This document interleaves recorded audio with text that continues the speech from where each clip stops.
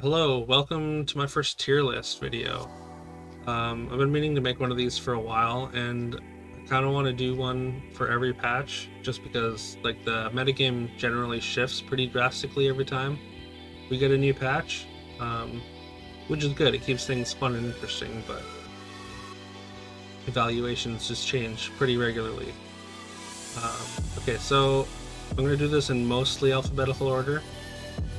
And yeah, we're going to start with Apocalypse, which I've already placed in A tier here. I think Apocalypse is very good. A lot of people have it really, really high. I think the fail case for it is, in general, pretty high, so at least it's been my experience that like you don't always even make it to 6 because you don't have a hero power there, and you're generally buying experience spells, so your board is often weaker than normal. That being said, if you get to 6 ahead of schedule, and you can buy an XP spell on 5.2 and sell your board, then in general you're in really good shape. So definitely A tier, probably towards the top of A tier, like not quite S tier. Okay, next is Beauty. Beauty I have an S tier. It's just like it's such a unique ability, and like the cross synergies, being able to use good or evil synergies for all your units is like really different and very powerful. Like having Good Boys and Pumpkin Kings on the same board is just kind of absurd. Not to mention all the treasures, and like Shoulder Fairies doesn't care what kind of units you have. It just copies your biggest unit, which is pretty incredible. And yeah, things like Ancient Sarcophagus with Princess Peep is just really novel and different and powerful. Okay, next is Celestial Tiger, which is C tier.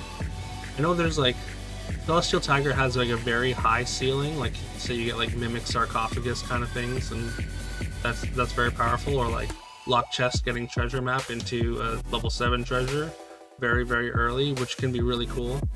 But I think in practice it just comes up short a lot more often than you see those kind of explosive fun plays. Okay, next is Charon. Charon in B tier. Charon's is very solid. It's just a very consistent ability. It's not exciting, but I mean if you can get like a Happy Little Tree early, or like even a Sure Shot in the beginning of the game, and start scaling that, like it's generally pretty good. Also probably the best polywoggle hero, just because you just put it in the first slot and it dies enough times until it's gonna slay eventually, right? Okay, next is Ivella. Ivella I've got in kind of low B tier. Like it's definitely a shell of what it once. It used to be S tier for sure. The ability is still like pretty powerful. Like if you just put ranged evil units in your back line and have animals in your front line, like you still have a very strong board like throughout the whole mid game. So I think with kind of the addition of Mummy on 3, it makes it a little bit worse just because your back row can get sniped so easily. And yeah, like I said, it's a little bit weaker, but still pretty strong, I think. Okay, next we have Fallen Angel, which I have in A tier. It's kind of towards the lower end of A tier. It's definitely very powerful during the early and most of the mid game, which makes it very strong. Just a really solid pick, if kind of unexciting. But you generally you can assemble a board that's going to make use of the stats pretty well, pretty easily. Okay, so Gepetto I actually have an S tier. Like the scaling ability of the summons is just so powerful. Like, and with summoning portal going down to level 4, like you can pick that up pretty easily, and then you just fill your board with summons and almost no support, and it's just going to be so many stats that often your opponent's boards just won't be able to deal with them. So like it just doesn't take much to really make Gepetto very strong now. Yeah. Okay, so next is Grandmother. which I've got in C tier. I used to have it a little bit higher, but since you can't dream into it and gain health anymore, that's a pretty significant nerf. Like the extra stats are fine. Like the +5/+5 as opposed to 3+3/+3 is good. But I'm just less excited to pick it now. Okay, next we have Gwen. I used to be really high on Gwen, but now I've got it in the B tier.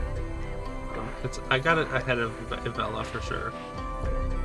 The fact that you can mix a Whizzle and something and then knighthood it is why it's in B tier and not lower.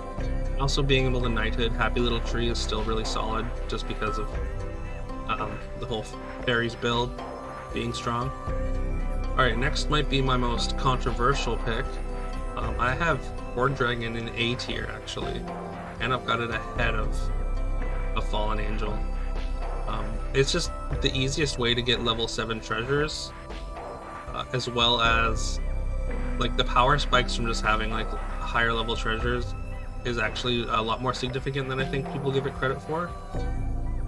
Like the fact that you can get Hat Ball off of two cost units is just huge, as well as like getting early five cost treasures is really powerful. Like say you triple a mouse early and get like a monkey's paw, then like you're just so far ahead. Obviously there's a pretty decent fail case where if you don't get any triples, but I feel like it's pretty easy to mitigate just by kind of focusing on getting triples, and like you get like an early Cinderella or something like that, then it's pretty easy to kind of make use of the hero power. Okay, Jack's Giant, my first D cost. It's just +2 health is okay for like, I would say the first 5 turns, and then it's almost immediately irrelevant. So I feel like Jack's Giant needs maybe an extra buff or something. Like maybe you should just give all your units +2 health instead of just the front row. But yeah, moving on. Krampus we've got in D tier as well. Kind of the same issue. I think Krampus is a little higher than Jack's Giant. Krampus and Mrs. Claus I have at exactly the same. They're okay for the first few turns, but I feel like any hero power that is just like you can have an equivalent in just like one spell, say like a Gingerbread Party or like Athena's Blessing. It just feels like super weak, you know. All right, Loki I have an S tier, which I think a lot of people have like really overestimated how much of a nerf like adding some targeted spells to Loki's pool is, because Loki still gives you basically free value every single turn.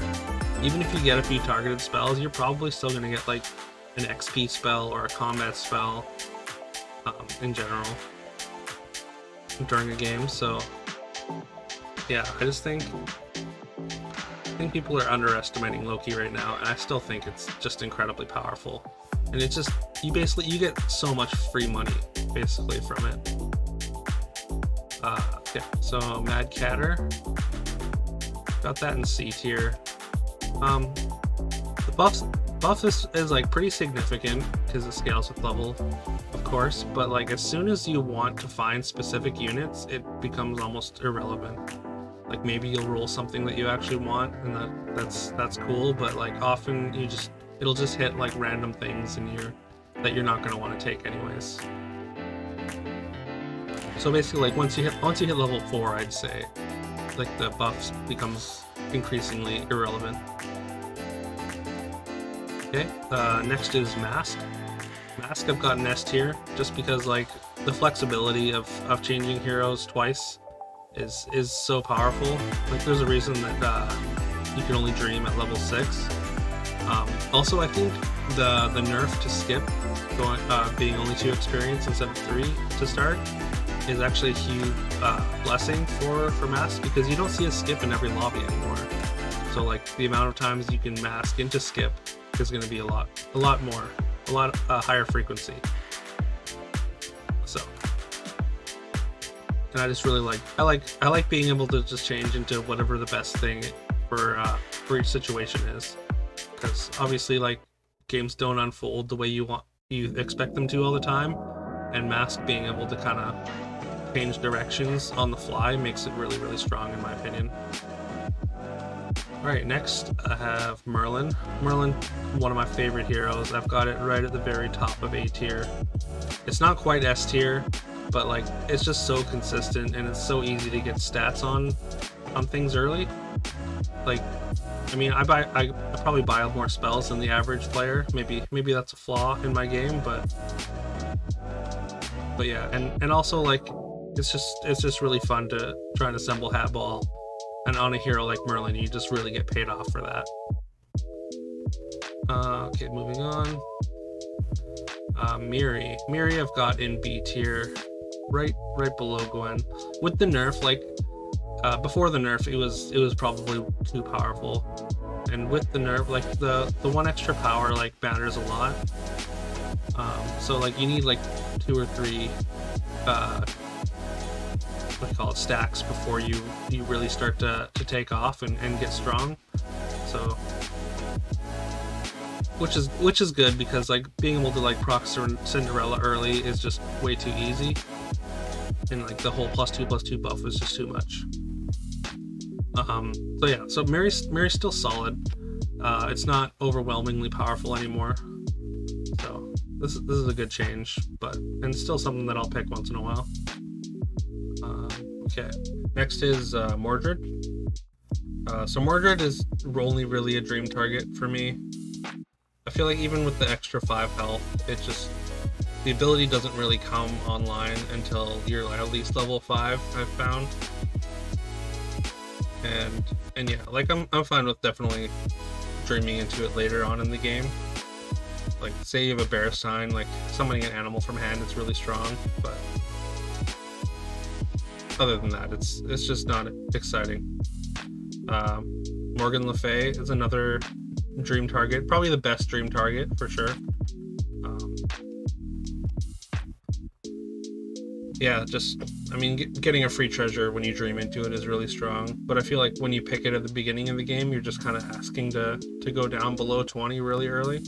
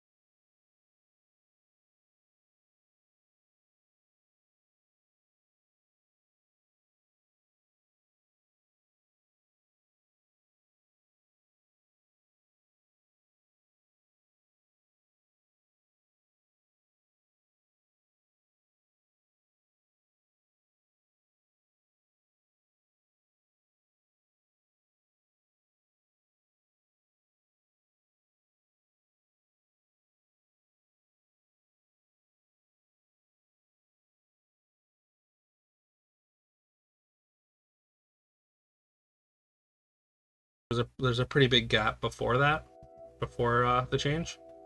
So yeah. So Pup, I've got in C tier. I used to have Pup even lower than this, just because it's just kind of suffers from the same kind of things that Jack and Krampus and Mrs. Claus do. But with summons being like so much better now that Slay is like almost out of the metagame, like summons are just so much better. Like before, like playing summons was just a liability because people would just slay your summons and scale out of control. But now that it's okay to play summons, Pup becomes a lot better because you basically get double use out of the extra support stats. So yeah, the Pup definitely moves up a little bit.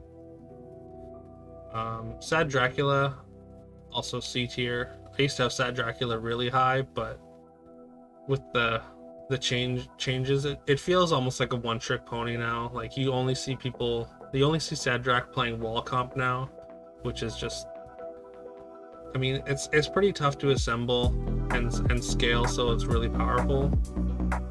So it's just kind of a gimmick hero now, which is kind of unfortunate. Okay, so Galahad, I've got just above Ivella. Galahad used to be like the best mid-game hero in my opinion. Just like the stats were so strong, and you were so paid off for keeping like your early pairs and whatnot, and just waiting to triple them rather than sell them off.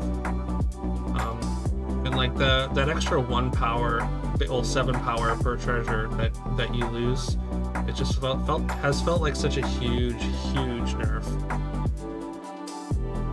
Like it just doesn't feel nearly as powerful anymore. So I think it's still okay. Like I've still got it in B tier, but it's definitely the lower end of B tier. Like I'll still pick it, and I've still like won games with it, but it's just kind of a shell of what he once was. Alright, so next we have Skip. Skip, I think, is still A tier. I've got it just above Horde Dragon. The one extra experience is a fair amount. You can't like lock a lucky in your first shop anymore, which is kind of unfortunate, but I think it's still good. And you're still like relatively far ahead with 2 experience. Alright, moving on. Snow Angel, that's in D tier. I've got it kind of above these other kind of, I'll call them boring heroes. Yeah, it's the ability is kind of neat, but it's just too narrow. I find the best case scenario seems really good, but again, I feel like it comes up short a lot more often than not, you know.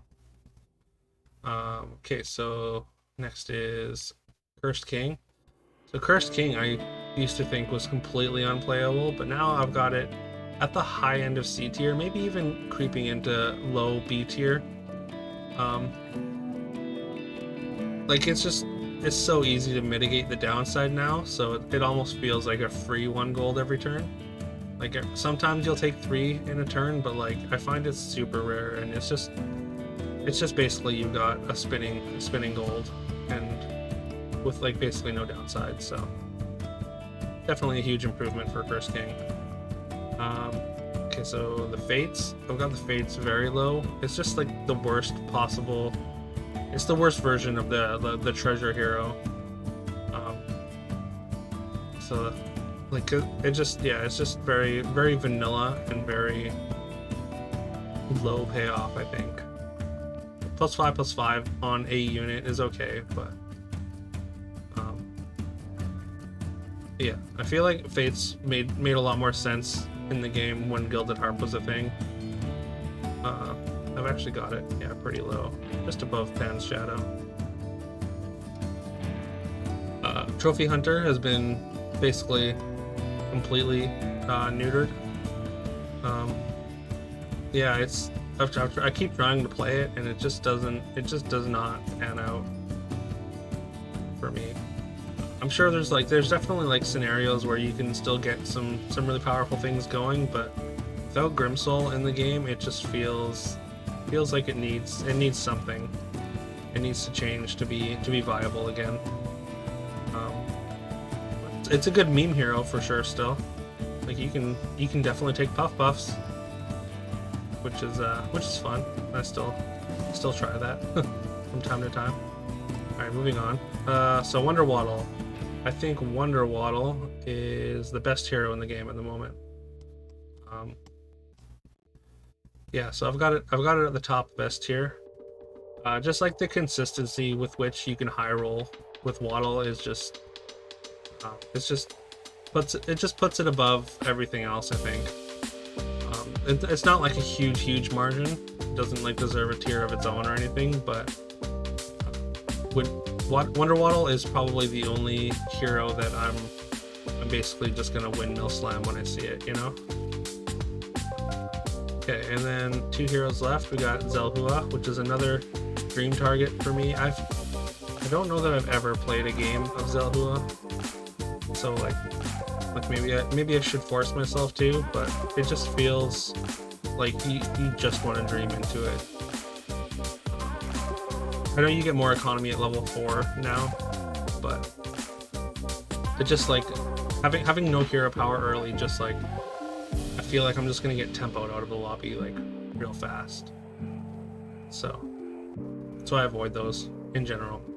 And okay, so Endless Horseman, our last one, which is maybe better than Pan's Shadow. I think maybe it's a little bit better than Pan's Shadow. Maybe a little bit better than the Fates even.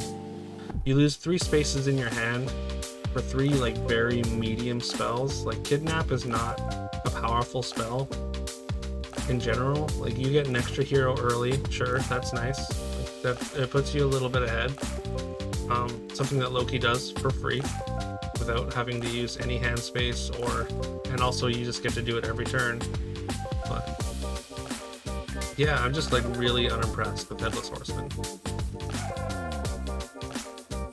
So yeah, this is my tier list. Definitely let me know if you agree or disagree, or you have any thoughts or questions in the comments section down below. Also, if you could take a second to like and subscribe, that really helps me out, and I really appreciate it. All right, thanks for watching. Bye.